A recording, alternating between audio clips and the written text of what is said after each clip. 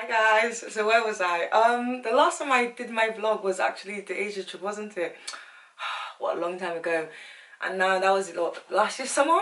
So after that, so last December, I actually went to Nigeria. But I didn't vlog it because I really wanted to experience it, and I just felt like if I vlog it will take away the experience because I haven't been home in a year. Happy New Year! Anyways, hope you've been good. Alhamdulillah, as usual, I'm alright. And today's Valentine's Day, so I thought, you know what, instead of doing the romantic side of my life, yeah, why not just do the educational side, because I love education, as everyone knows. Yeah, I'm just going to do a quick summary, like a very brief summary, hopefully less than 15 minutes, because I want to post this on IGTV.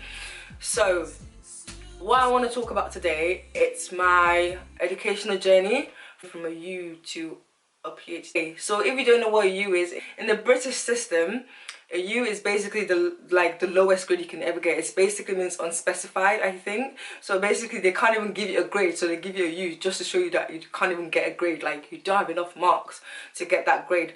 So yeah, that's why I got a U. And for me to get into the U, let me just explain what happened, okay? Let's start from the beginning. Boom.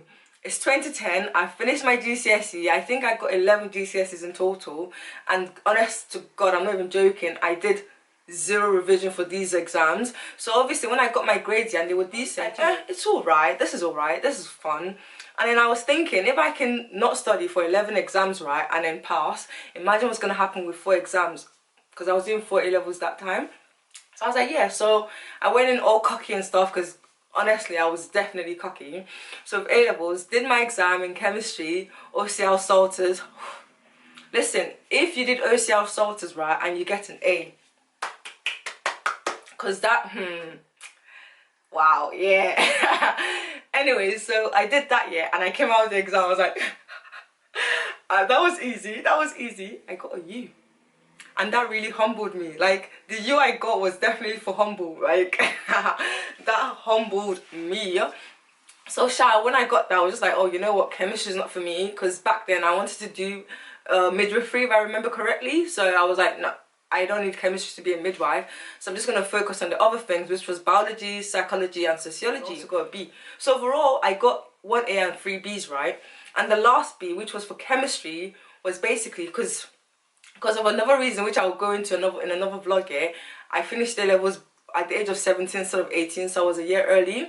So when I went to like midwifery, like counselling and stuff, they're like, oh no, you have to be 18 to be a midwife. So I was like, oh, is it? Okay. So I went back to school, right, and I was like, oh, since I've got a year to spare, let me just fix my grade so that I can just get to the best school. So I was trying to fix my biology, right? And then luckily fortunately for me, I finished my biology class quite early because Mr. Hemrod, shout out to you. He literally went on steroids on the class. Like, he literally went through everything. So we had, I think, a month to like do whatever we want. So fortunately for me, again, the biology class was literally opposite the chemistry class, and I was like, you know what, since I've got a month to kill, let me just stroll into chemistry and just, you know, faff about, to be honest. And they were doing titration, I remember that day, and honestly, I wasn't even doing anything, I was just messing about and stuff. And then the teacher, Mr. Hingston, oh, God will bless Mr. Hingston, wherever it is, he was like, Faida, you seem to be alright, you know, why don't you just stick to this class? I was like, no, I did that. I did this already and I got a U, so no, I'm not going to do it. He was like, no, seriously, do it. Like, you see, you've got the skills to do it. So I was like, okay, I'll do it. I'll just do it for fun.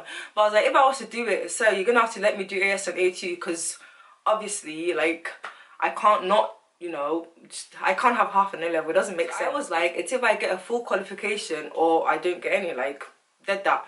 And then it was like, okay, you know what, fine, you can do both. So I now did intense A-level chemistry. So that was in the background, and obviously I had the other modules running, and I finished everything, but I was trying to like smooth it over. Because I know the one thing I definitely finished was sociology, because I hated sociology, but I was good at it. Because I remember for the last exam, which was really hard, I got an A. Don't ask me how, literally. I still didn't want to pursue sociology, so I just moved that to the side. So I was just doing chemistry for fun. And then now my midwifery application went through and I got 4 out of 5 interviews.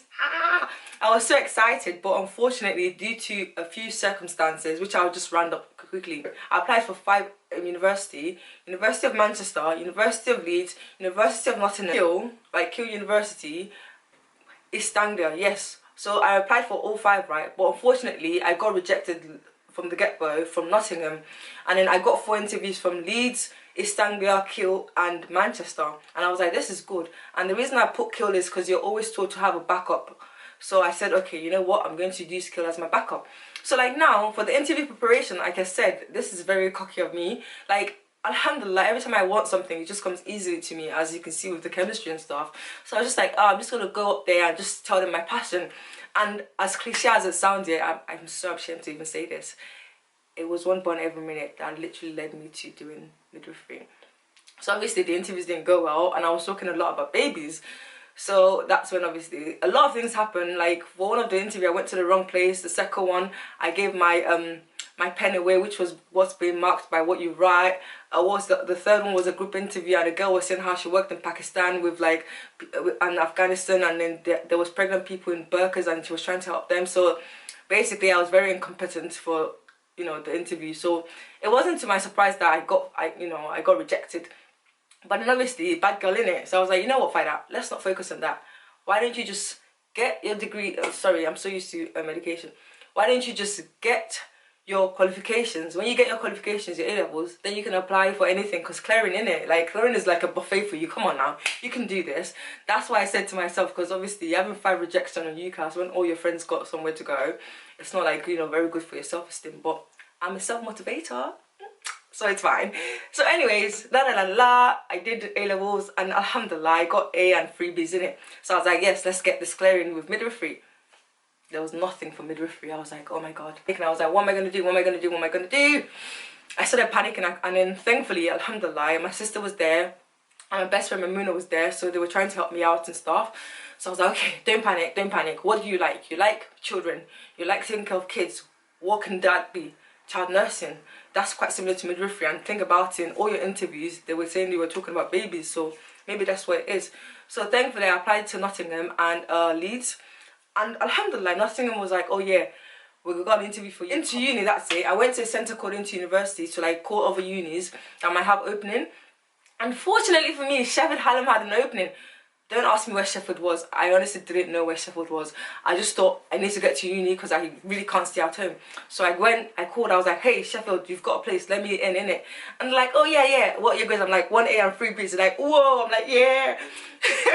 So the guy was literally it was typing my details. It was like, oh my god, Fanny, you're so lucky, this is the last person. I'm like, yeah. And then it was like, okay, it literally hit the enter button, boom. It was like, oh no. I was like, whoa. It was like, unfortunately, someone's taking your space.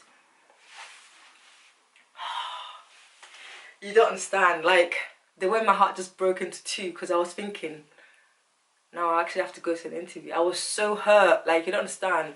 And I was just thinking, why would somebody take my space? Like, how dare you take my space in Sheffield Hallam? No, bearing in mind, I don't even know what university it is. I don't even know the ranking, because like my criteria for university were always Russell Group, as you noticed, except from Keele and East Anglia, because you need a backup. But I was just like, how dare Sheffield Hallam turn me down? Like, do you know who I am? I was just like, you know what, whatever. But obviously deep down I was really sad. But I was like, you know what, at least I've got an interview lining up in it. So I went home, and I think I was watching a movie and having noodles.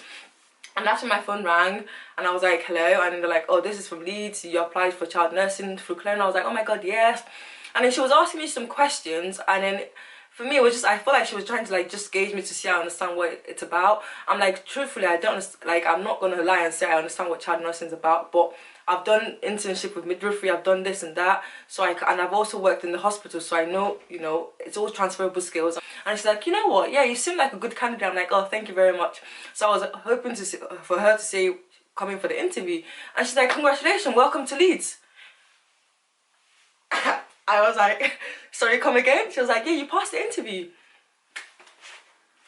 And this is why I'm cocky, guys, because can you see how easy that came to me? Like, alhamdulillah. Like, I'm not even bragging or anything. It was just so nice. And it was so easy. And I was just like, oh, mashallah. And the thing I really wanted Leeds, right, because as silly as it sounds, right, was when I got to Leeds, right, the light was literally shining on the University of Leeds. I know it's Ziv building. If you're from Leeds, you know what I'm talking about. Like, the sun was shining, it was glistening, and I just thought, this is my university. Like, let's get to Leeds. So like now I got to Leeds and I was doing child nursing and everything. And unfortunately for me, it just didn't click with me, because a lot of the theory was very biology based, and I like practice and stuff, because it was 50-50 practice and 50 theory, and the theory was just not doing it for me. Like, practice was fantastic. Like, I remember thinking, oh my god, I'm going to be a nurse one day, but then I just sat down and I want it to be a very diverse degree. Like, I want, because I'm very, like, as you can see, like, I jump from one place to another. I want my options to be open. So what can I do? So I was just like, oh, I was so sad. Like, I was just really depressed and everything, and I talked to my family and they're like, oh, just give it a go back in September, because you know October in Leeds is the time for you to change. Well, I missed that deadline because everyone was telling me to give it a go. So then I kept complaining to my housemate Rukaya, shout out to you Rukaya, and she was like, Fida, honestly, just do what you think is best for you. If you want to change to chemistry, just do it, because she was doing natural science, which had chemistry and biology and physics, and she hated chemistry, but I was helping her. I was like, oh my god, this is so fantastic, you don't understand this? Like, I was so excited to, like, you know, draw the bonds, break the bonds, do chemical reaction. So I was like, you know what, that's it, I'll do chemistry. So honestly, this is what I did. I shit you not, I literally sent a message to the chemistry department. I'm like, hi, my name is FABFAIDAT, I've got these A levels and I want to do chemistry. Currently I'm doing nursing, but I want to change to chemistry because I feel like chemistry is my calling. So they called discussion, I would say. So we discussed, and like, you know what, FABFAIDAT, you seem like you know what to do. Yeah, welcome to the course. And that's it. And that's how I started doing chemistry, just like that. Like that. And I'm just like, wow, alhamdulillah, look how easy, like, look at God. Look at God. Look at that. So like now, I now decided doing chemistry, and then chemistry, and then there was a chance to do masters, so I jumped on that, because I was like, after masters I want to do a PhD one day, because I know you always need a masters for PhD. Well, that was the traditional PhD, innit? So I was like, let me do that. And then obviously I finished my masters in my chemistry, and alhamdulillah, I was like, yeah, that's fine. And everyone started talking about marriage, everyone started talking about jobs, adulthood, and I'm like, that's depressing. And I was like, all like my options, I don't feel like I don't know if you, like, for people who went back to their education, sometimes you just feel like it's not enough, like what you've done is not enough. And that's how I felt with chemistry. I felt like all the things I've learned is still not enough for me to say I'm a graduate, if that makes sense. I feel like I had to go back, I had to learn more skills, and that's honestly one of the reasons why I went back to do a PhD. But in this case, I changed to chemical engineering because I felt like I was quite saturated with what I've learned from chemistry. Like, I can't really learn more. It's more to, and like the path I want to go into, which was personal care products, like make what's important in my personal tutor, because I was speaking to him. I was like, oh, I want to apply to Oxford to do my PhD in it, because I just felt like, you know, after Leeds you need to go higher. And it was like, oh, we've got this program here. It was literally everything I wanted. They had a master's program that would teach you how to, you know, become a chemical engineer, so you can be independent, and then from there you can go away and do your own thing. I'm like, you know what, mashallah, I'll apply to this, and alhamdulillah, you know, with the help of all my friends, right, I literally did the application within a week. Like, I literally started writing and thinking about it in the train, because I started applying a week after I graduated, because I was thinking, okay, when September comes, what am I going to do? And it's a case of I want to do a PhD. So literally, I was literally high on, like, just trying to do everything. So it was definitely a lot of people that helped me to get to where I am, and honestly, I couldn't be more grateful for all my friends and family. But yeah, so that's literally the whole story. Like, I tried to, like, summarize it, but there's so much to go into. Like, it's probably going to be a case of doing mini vlogs and of the university process itself, and obviously the interviews and what I did wrong in the interviews. But until then, no, that's literally everything. And if I'm speaking fast, sorry, because I really need to, like, squash this into like 15 minutes so I can put it on IGTV.